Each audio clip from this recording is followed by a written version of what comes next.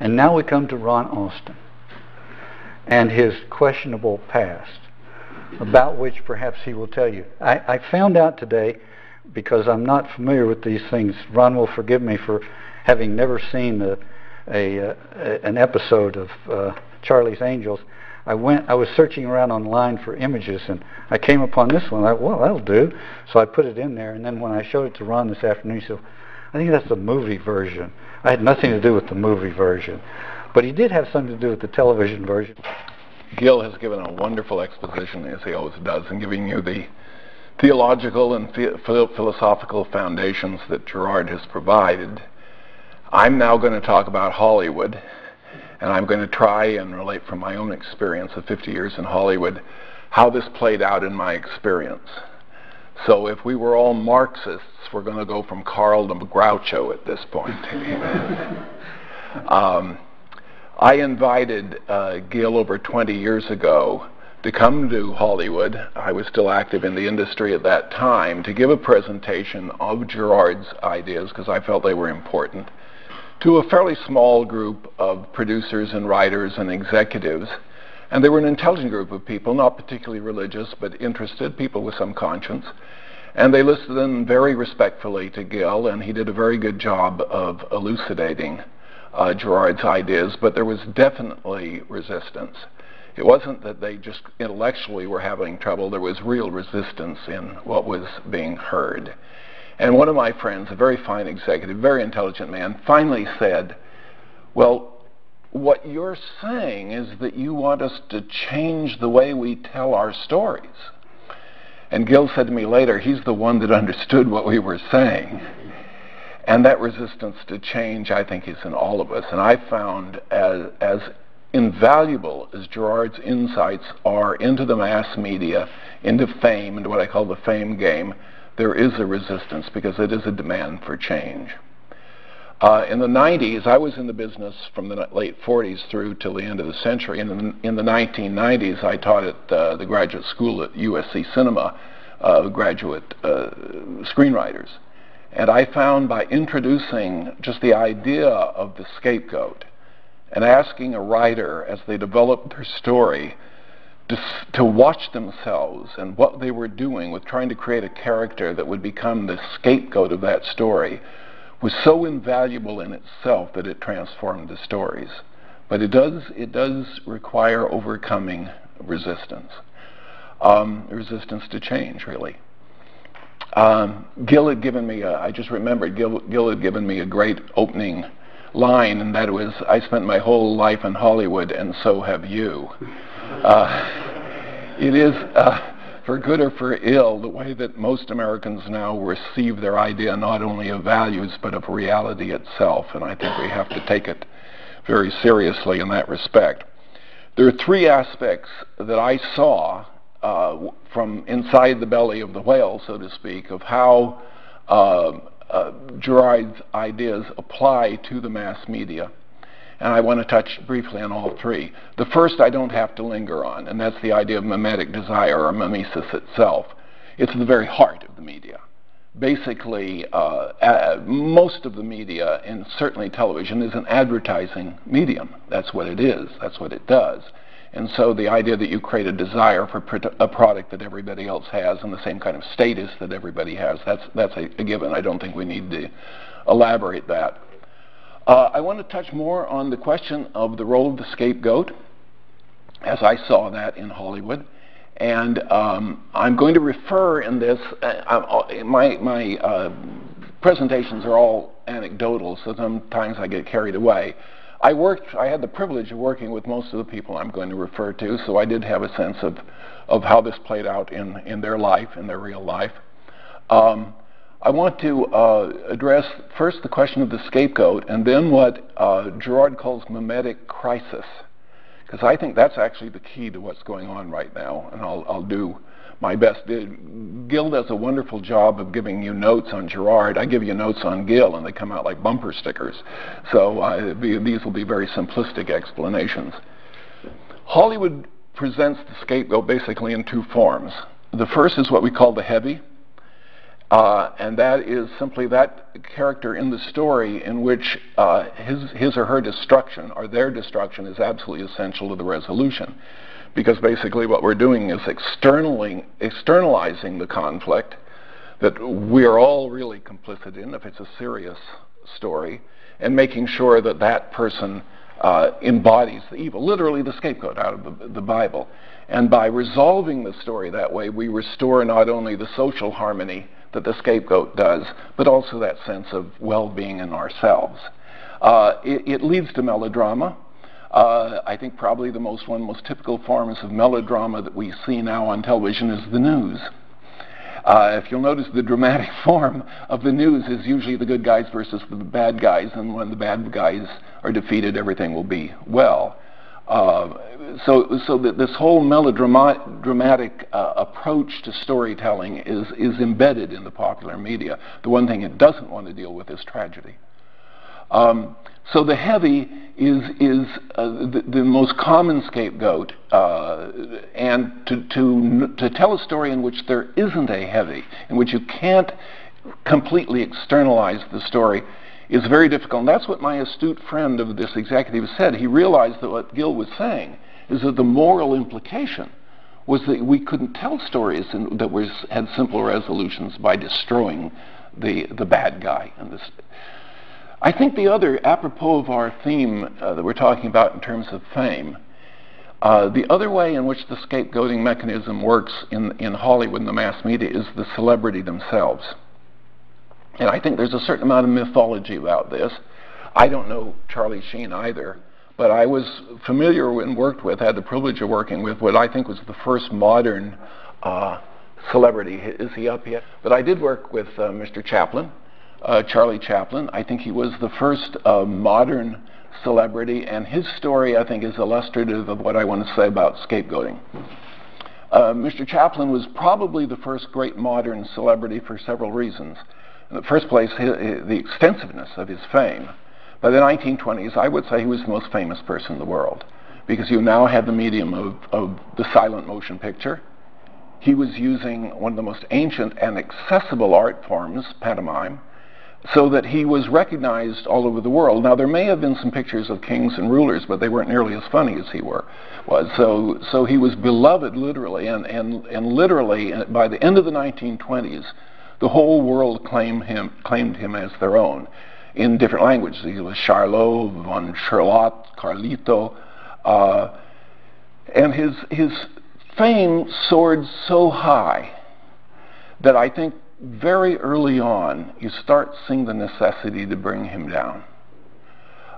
He was the character that he created of the little chap, the little tramp. To understand, he made that beloved. That was the tramp at that time, certainly the beginning of the 20th century, was actually a despised character, wasn't beloved at all. It was a frightening character, an outsider. Chaplin created this little guy, this little chap that everyone could feel sorry for, and at the same time feel a little superior to. Even the poor and marginalized people who identified with this character that Chaplin created could also feel somewhat superior to him. But in Chaplin's own personal life, as the publicity spread about him, he became fabulously rich, associated with royalty, and was enormously successful with beautiful women. Well, that was just he had soared too high, and he had to come down. And I think that's the scapegoating mechanism that we see. Now, there's a certain amount of mythology about Chaplin's decline and fall.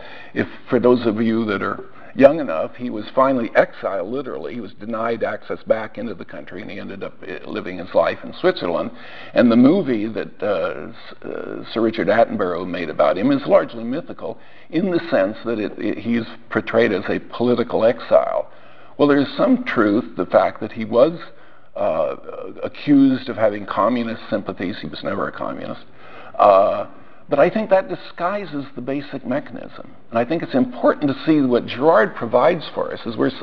If we think this is about politics, or if we think it's about morality, because the first time that Chaplin was turned on was over his sexual life and a paternity case that was appeared to him. It was really about the scapegoating mechanism. And I think you can see this with other celebrities as well. when they reach that high, for the public to be satisfied, they have to disintegrate so we can feel better about themselves. And I think Chaplin's story really is almost prototypical of this happening. It happened to Ingrid Bergman. It happened to a number of very celebrated people. There was also a change in the nature of celebrity. I think you can move on a little bit, Gil. Initially, fame, as Leo Braudy points out, was based, in ancient societies at least, on ideals, that is, of beauty, of virtuosity, of heroism. And in the Hollywood that I first grew up in, I actually grew up in Hollywood, the celebrities of that time were people like Fred Astaire, with whom I worked, and Gene Kelly. I think he's up next. Now, what's clear about Astaire and Kelly is their virtuosity. They're extraordinary performers. So, and if you look back at even some of the very popular movies in which someone like Jeanette MacDonald, if those of you old enough remember, would, kind of give remarkable vocal demonstrations. It wasn't necessarily great music. But certainly the performers like this were not people you could easily imitate. They were virtuosos. My first employer was actually Loretta Young. Those of you that are old enough to remember Loretta, she had one of the first major popular television shows in the 50s and was known again for her beauty and also for the purity of the characters she played at times. So we saw at that time, this was in the 50s, in which so there was still a certain amount of heroism, a certain amount of idealism in these iconic figures to some extent. Now that was going to happen. That was going to change very quickly.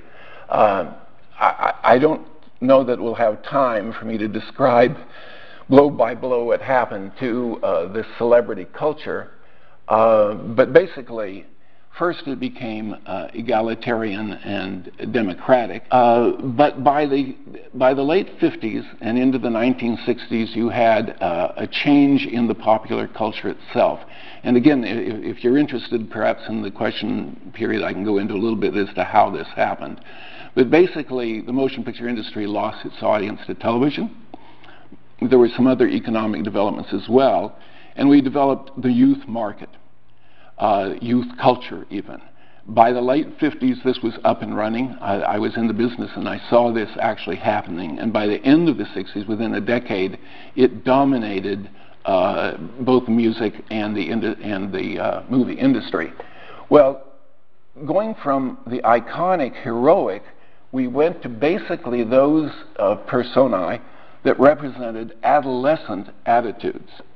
Now, I'm not taking away anything of the abilities of either Brando or Dean or any of these figures, but basically they were adolescent heroes. They were even, in a sense, the descendants of the romantic hero.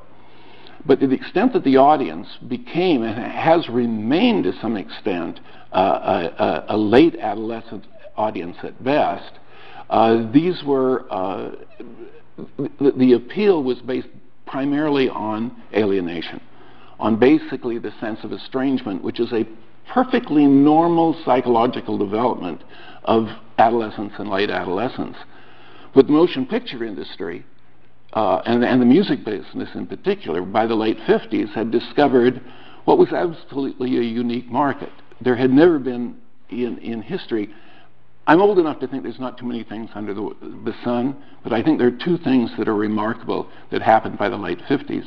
The first is the saturation of the media, how pervasive it became, and secondly is that you had a young American audience that had disposable income that was unprecedented.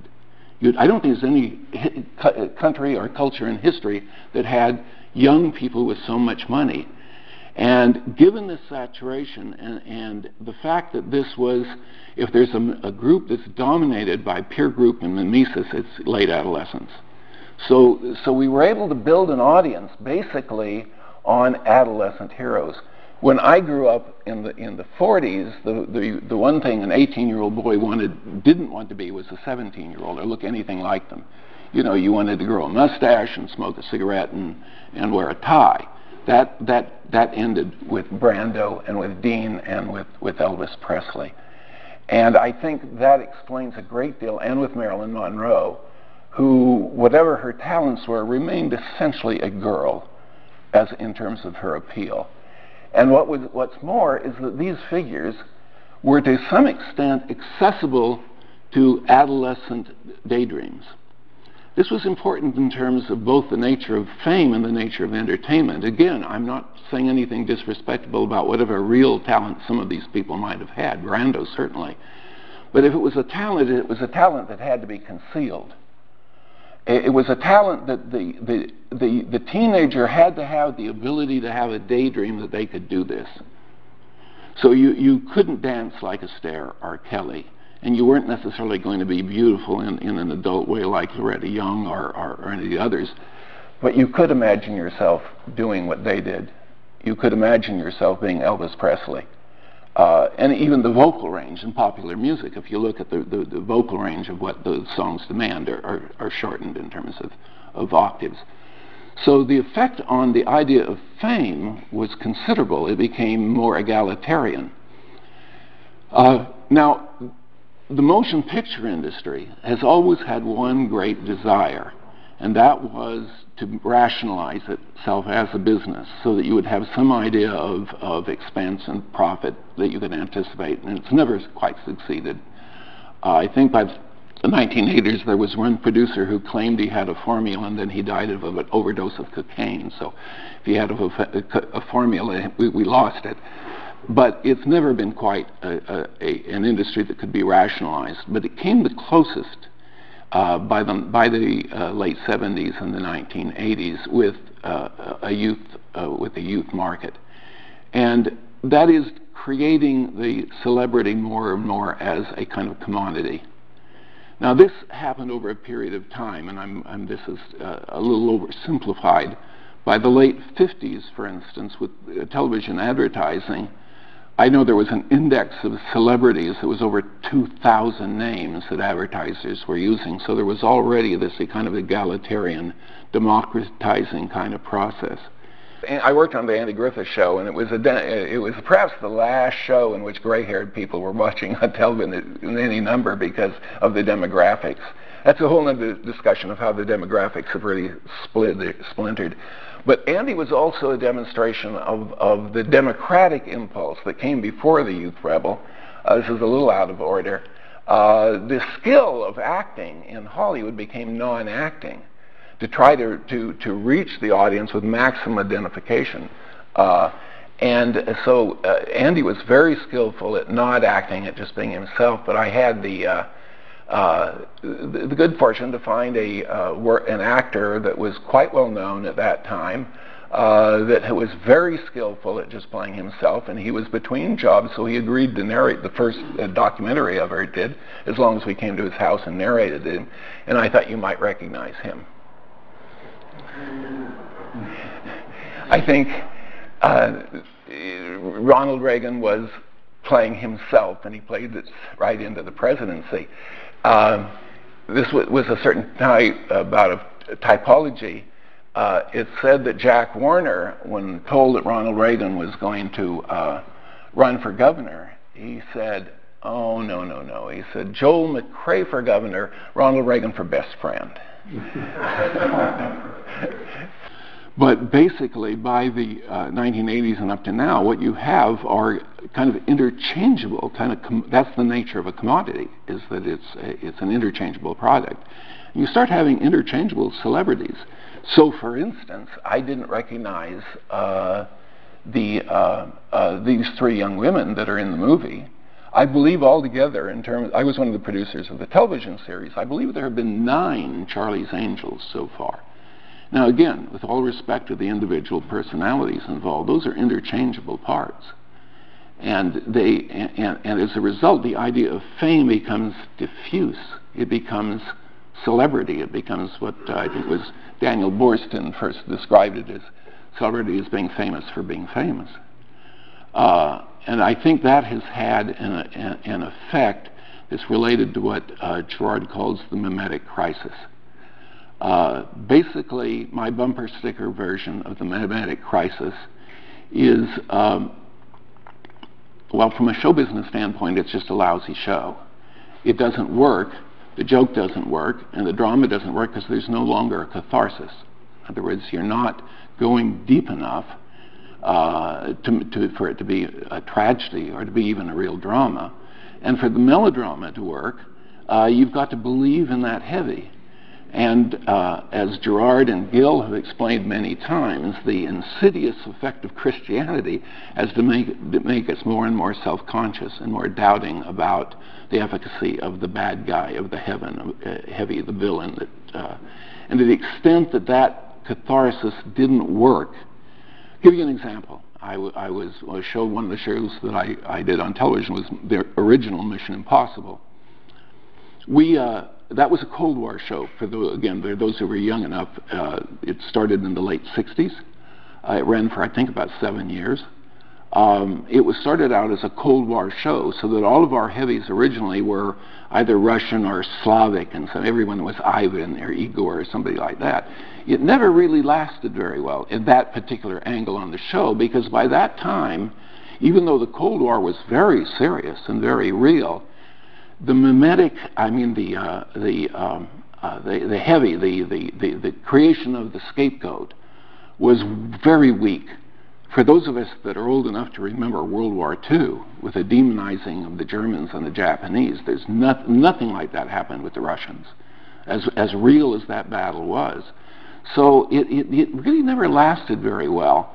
Now, Hollywood was never very astute politically. I remember one very good director who really thought Sweden was behind the Iron Curtain.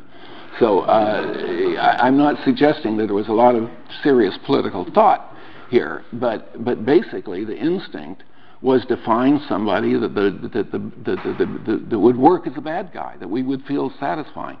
So it's interesting. This is illustrates Gerard's point of this diminution of the power of catharsis. We went from Slavic types to the mafia, good old tried and true mafia types, but we couldn't call them Italian because the Italian-American League was on us, so they were just vaguely gangsters. Well, there are just too many of them. I think it's very interesting, by the end of the show, the bad guys were rogue CIA agents. See, that's the arc, that's the story of it becoming internalized. If you're not going to have an external enemy, you're going to end up with a big internal one. Well, I think the impact of the mimetic crisis, the fact that the heavies don't work, they don't bring about the catharsis, has led to an attempt to bring this about quantitatively. So I was involved, when I was on the board of the Writers Guild, for many years, of the whole question of what to do about violence in television. Well, forget it. For all the PTA protests and congressional investigations, there wasn't any way you could stop the avalanche of violence and of explicit sexuality that now dominates it. And I think, again, the understandable Christian concern has to do with morality, but if we understand what's happening in Gerardian terms, we see why this took place, because to give the audience the satisfaction they're not getting from true catharsis, you try to make up for it quantitatively. With how many times can you blow up the bad guys and set them on fire, or how much explicit sex? Well, it simply doesn't work. And when it doesn't work, it leads to frustration. It leads to an anger that isn't discharged. And I think this is a very serious story arc. I think we need to be very seriously concerned about the fact that the mimetic crisis isn't working. As Gerard has pointed out, this is not necessarily good news together, because if we cannot find the external enemy that works to make the good story for us, well, where is that animus going to go? I've been very sketchy about this. I hope I've given you a sense of what it looked like from Hollywood and how it impacted us. I would say there's a couple of things we've learned over the last few years. I'm an adult convert to the Catholic faith and participate in a great deal of interaction between the church and Hollywood in the last couple of decades of the century. there is something, I think we've made some progress in what I would call the Christian fallacy. It's a very old one. There's even a name for it, but I can't remember. It goes back to the 19th century theater, when theater in England had been restored after the Restoration, and there was a lot of questionable material on the stage, and there was a Protestant minister that gave his name to this principle that justified everything that went on stage as long as the bad people were punished in the end. Well, in a sense, that's been a Hollywood formula. And in a sense, Christians in general that have been the critics of Hollywood and the media have fallen into the trap of confusing the experience with a message. That somehow you can offer the audience the experience of the cathartic or quasi-cathartic effects of explicit sexuality, impending rape, all the titillation of that, and of course the feeling of violence and how that releases our energy and resolves things. That you can somehow give the audience that experience, and then at the end you can redeem it by giving a moral to it. I hope the church is getting away from that, because it's the experience that lasts. I don't care how many little messages you have. You can't sprinkle holy water on that process. It's the process that's going to be lasting with the audience. So that's the Groucho version of it.